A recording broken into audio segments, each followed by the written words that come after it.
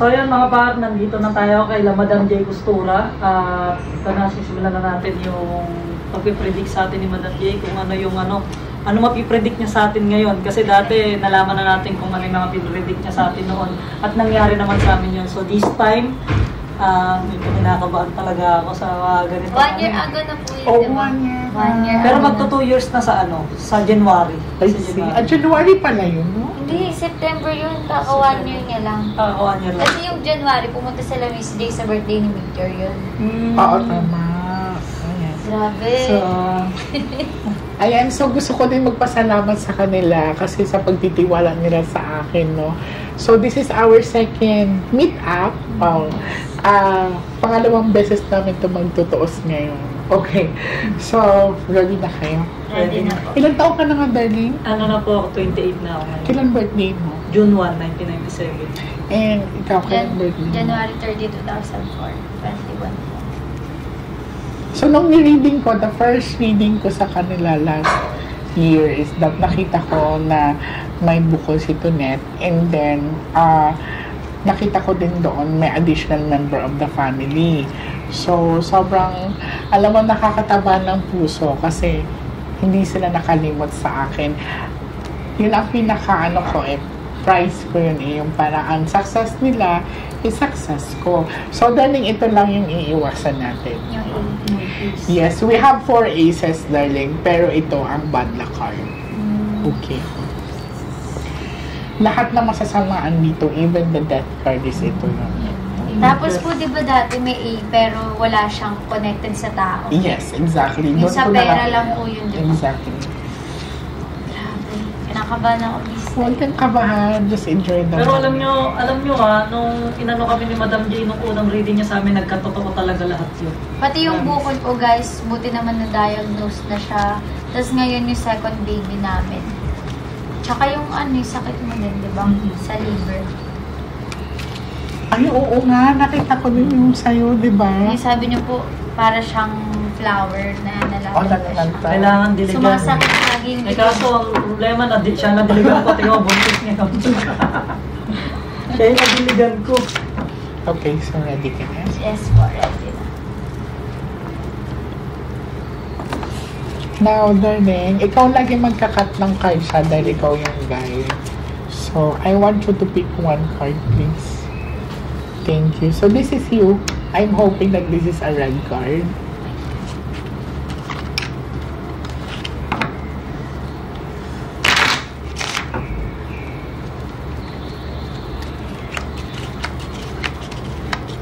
Now, I want you to pick one card. Thank you. Ikaw nito. So, I'm praying na puro pula. Kasi dalawa lang po kulay ng mga red at saka dark. So, mas maganda pag red yung mga aura nila. So, cut the cards into 3. Tatlo.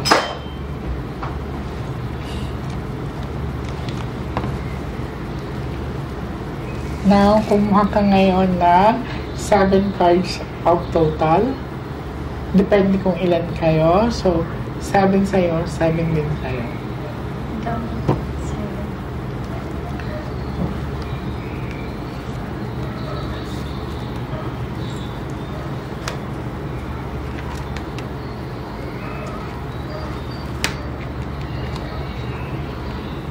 Okay.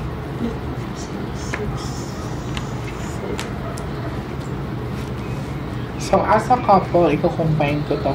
The good thing din pag nag-read ako ng couple, mas gusto ko ding sabay kasi I want to see their journey together, not in a separate ways.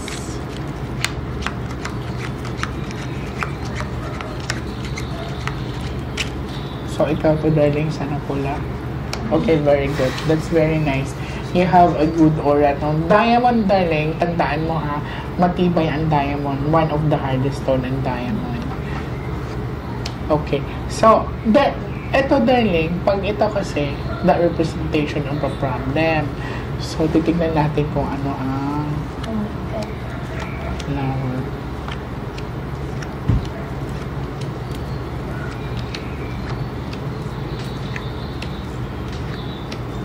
Okay, very good. I'm very, very happy to see this.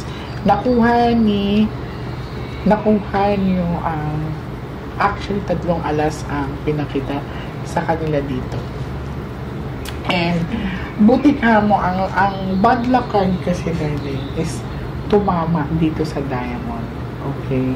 So, ang sinabi dito sa cards is that since na nakagitna yan, especially sa inyo yan darling, kailangan mo talagang maging wise of handling money. Kasi with the previous years na pinakita, ang blessing ay nakukuha nyo, kaya lang maaari na mismanage mo, darling. Tapos, ang sabi din dito, you have to drink a lot of water, mataas yung hyperacidity mo or nag-acid reflux ka. Tapos, eto, may nakikita na akong baby nila. So, ayaw ko muna sabihin kasi basta meron na, may pinakita na sa akin dito. Nangingibabaw. Yan. Tapos, Oh my God. okay. Ito ang dapat nilang iwasan dalawa kasi nakagitna to, darling, ha? Nakagitna to. This one, representation of babae na this is not a good intention. So, maaaring may manggugulo sa inyong dalawa. It's either I can see this is a money issues or yung tinatawag na case. Ano May case ako nakikita. Baka magkaroon kayo ng trouble sa isang babae, marilolokin kayo sa pera. Kasi ito. So, Hindi pa rin po yun nawawala. okay, so kung hindi siya nawala, ibig sabihin hindi pa siya nangyayari. Oo, di ba sabi ko Hindi sa'yo pa kasi, siya So lumalabas pa rin po siya hanggang Yes. ngayon ako. pwede po ba yan like, maano natin siya? Yeah, pwede, Sala natin. pwede natin itong harangin dahil through cleansing, no? Ayan. So, dito sa pinapakita sa akin sa barahan, darling, your course is very good as well.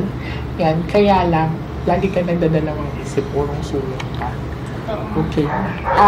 Minsan, meron siyang mood swings sa bagay dahil siguro, hindi kahit di pa siya buntis, sa pinapakita talaga sa akin sa baraha, may pagdadalawang isip siya lagi. So, ang nangyayari, kung bakit may mga itim si Wamos, it's because nagka-clash sila sa decision making. Yes.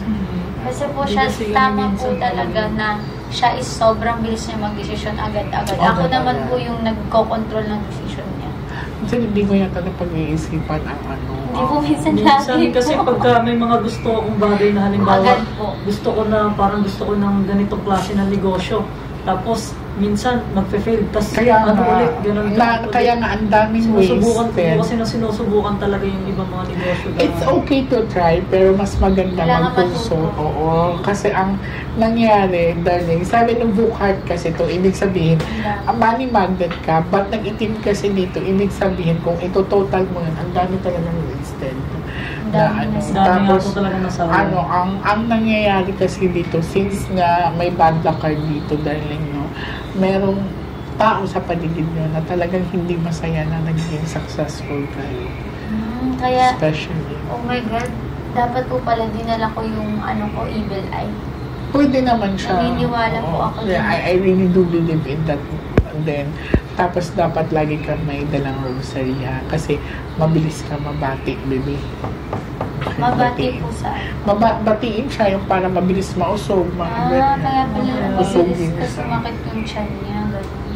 Maliban sa, siguro sa pain sa nararamdaman ko sa tiyan niya, maling hyperacidity niyan, or let us say, talagang mabilis siya mabati. Yan. Meron kang tinatawag na wee hour, yung tinatawag na witching hour. Nagigising ka siguro ng madaling araw. Yes po. Tapos di ka na nakakatulog ng balik. Usually, Hindi naman ako. Parang pag-iihi po ako, pagka halimbawa madaling araw, umabad ng alas 5, alas 6 na ng umaga ako maiihi. Tapos parang yung tulog ko, hindi siya sapat na alam ko gising ako. Parang Gising siya, yung diwa bad, niya. no? gising yung diwa ako, pero Yeah. parang May siya, problem with the sleeping patterns niya. Hindi siya pwedeng, kumbaga, pag nakatulog si Wamos, hindi siya pwedeng maputol. Kasi pag after na babalik siya, hirap na siya Hindi siya makatulog. Yes. Tapos tanong ko lang po yung dun po sa sa mga, yung hindi masaya sa amin. Ano po yun, like nakikita niya yung success namin? Yeah, of course, kasi hindi naman lead sa atin na isa kayo sa sikat na mga influencer ngayon. So, every time na nakakakuha kayo ng success, instead na they are rejoicing, hindi. Pero hindi naman po kami pala post about that. Kahit na. So, ibig sabihin So, na, nasa paligid sa lang paligid nyo namin. yan. So, alam ang kaganapan ninyo. So, maaari kasi one of malapit sa inyo or family members din kamag-anak. Ganun kasi talaga po minsan.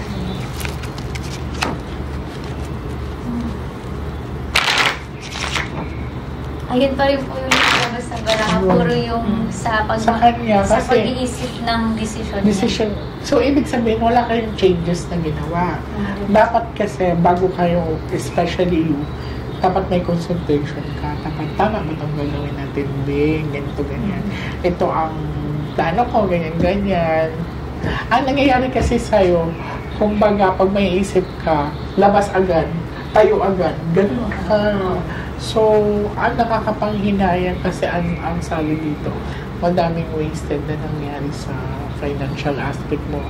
Well, you're very lucky to have this kind of energy na mabilis pa ng pasok ng pera, nakakabawi ka. It so happen lang na minsan, mabilis ka lang talaga gumawa ng desisyon. Parang, risk taker ka eh. Super risk taker. Super, parang bahala na. Magkaiba po Go. kami na ako naman po dalawa pag-iisip Siya, lagi siyang nagdadoubt. Yung parang, itutuloy ba o hindi? Huwag na lang. Kasi, ang nangyayari sa kanya, nag-iisip siya sa nakaraan eh.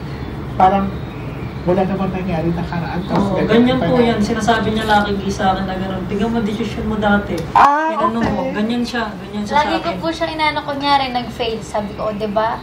Sinabi ko na sa'yo, hindi nga Oo, magaan. ganun siya. Siya So si- parang lagi ko siyang sinasabihan before niya palang gawin, pero hindi siya nakikinig sa akin.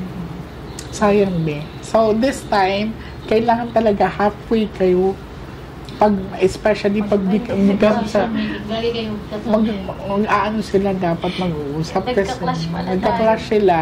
Ang nangyayari, okay naman maging risk taker, pero it should be pag-isipan pa rin. Kasi ang swerte ng tao, may may expiration yan, darling. Hindi lagi swerte. Kumbaga sa taon na to, swerte ka, sa maaaring sa susunod na taon, hindi na. Yan, kunwari sa ngayong buwan na to, let us say, ang ganda ng biyaya, by the next month din. So, kailangan maging wise ka, especially Ngayon magiging wise cut ako. the cards into Totoo. Promise.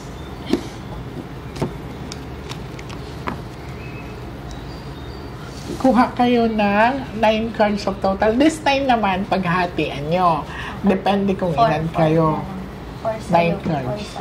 9 nga eh. 5 sa akin. Oh, sige.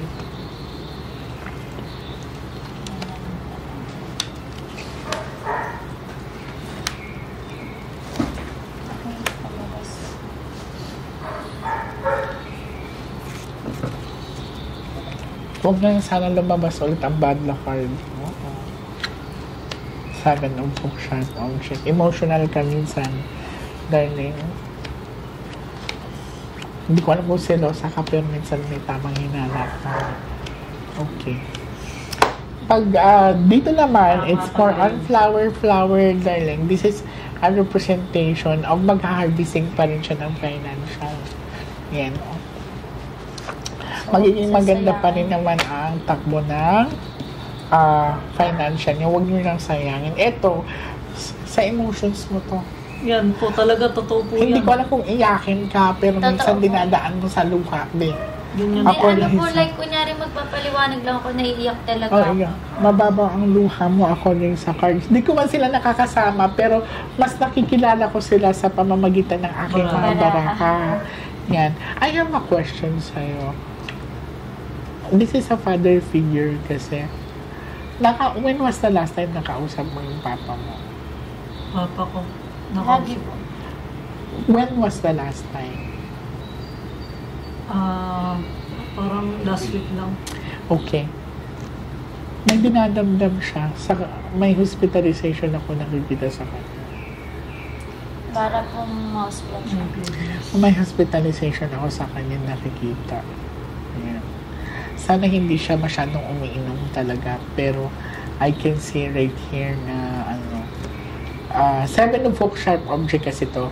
Flower representation of, di ba ang bulaklak sila yung inaalagaan natin. Sila yung chine-check natin everyday if they are okay. Yan ang Kailan siya gagawin kanya? mo. So, about saan po siya sa pag-iinom ng alak? Posible. Nag-i-smoke po ang tatay mo. Ay, oo. Nagbe-vape po. Basta po. Sige po. Kasi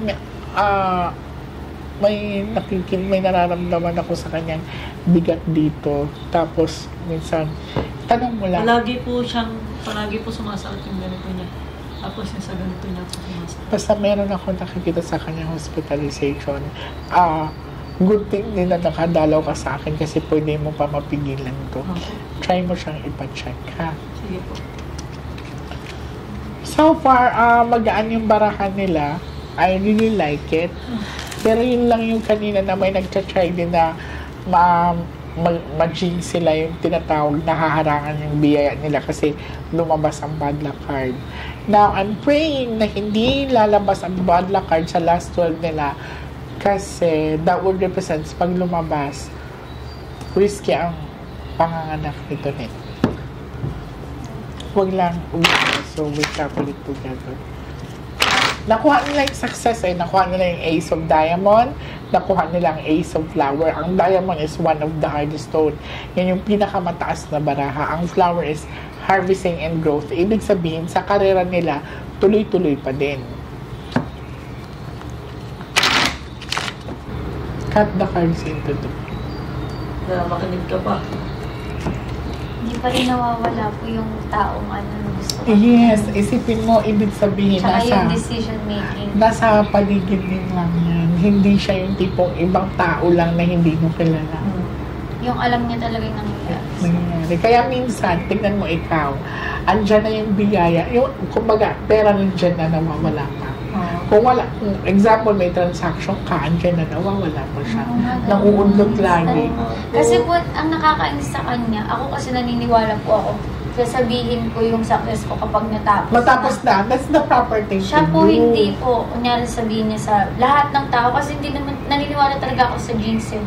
Kahit sabihin mo kamag-anak mo, kapamilya mo, Ako kasi sabihin minsan niya po, excited ako. hindi minsan lagi. Ganito, darling, ang mapapayo ko as a psychic, no?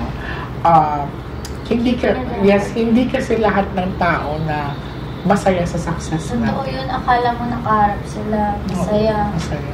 Pero Isa sa mga culture ng mga Filipino o ugali ng mga Filipino is this, ayaw nila masapawan. Konting angat mo lang, may mga taong hindi masaya. Yun yung pinaka-sad reality ng mga karamihan sa mga Pinoy na minsan pa nga especially sa mga taga-ibang bansa, kung sino pa yung Pilipino, siya pa yung sisira sa'yo.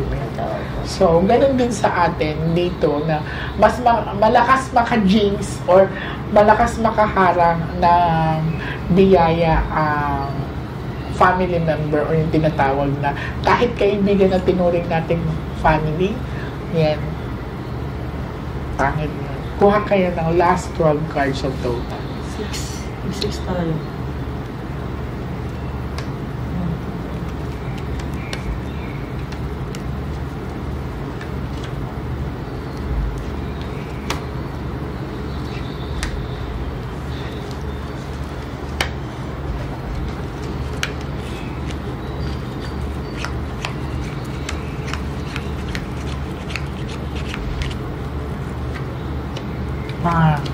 Ingat ka ha. So, tingnan mo ha, kakasabi ko lang sa'yo, huwag sana lumabas ang bad luck card kasi magiging risky or prone ka sa tinatawag na bleeding, darling. Tingnan mo kanina, ang bad luck card dito sa kanya, nung tinanong ko na huwag sana lumabas, sa'yo na punta. Buti ka mo ang sharp object nakatutok sa akin, hindi nakatutok sa'yo. Okay. So, I'm very happy din somehow na dumating kayo or dumalaw kayo sa akin para may precaution measures ka. Okay. So, kailangan po talaga pag-ingatan talaga Pag-ingatan pag-buntis siya. niya po. Kasi yun ang sinabi ng baraha eh. too much magtatagal ang relationship ng dalawa. Ikaw yan, di ba? Ito sa father mo. Ito si Mamos. Lumabas kayo lahat, di ba? So, ito yung cards mo. Ikaw, ito yung aura mo. Tapos, kung mapapansin mo, explain ko sa'yo, ha? Number, Queen of Diamond ka. Anong kasunod ng Diamond? King. No, anong kasunod niya? Ano ang 6 sa'yo? Tingnan mo mabuti, maintindihan mo yan. Ang number 6 is malaki yung chan. Pregnancy mo. Di ba ang flower, darling, kung iisipin mo, iniingatan. Yan. So, financial, makakabawi talaga kayo, wala din na problem. So, again, ang pinakadulo ng baraha mo is si Wamos. Ibig sabihin, mayamot ka man sa kanya, mayamot man siya sa'yo, magtatagal ang relationship. So, dito, mag-ingat ka lang talaga, darling. So, ibig sabihin, medyo risky ang ano. By, ingatan mo ng ilang months na dyan mo? 3 po. 3, Bahay ka lang muna. 5, 6 months mo dadaan ka sa hindi magandang kondisyon na. So, ayun, ang pinaka-critical stage na pregnancy is sa 6 months niya. Yun. So, mag-ingat ka. Kasi nakita mo siya po nito together.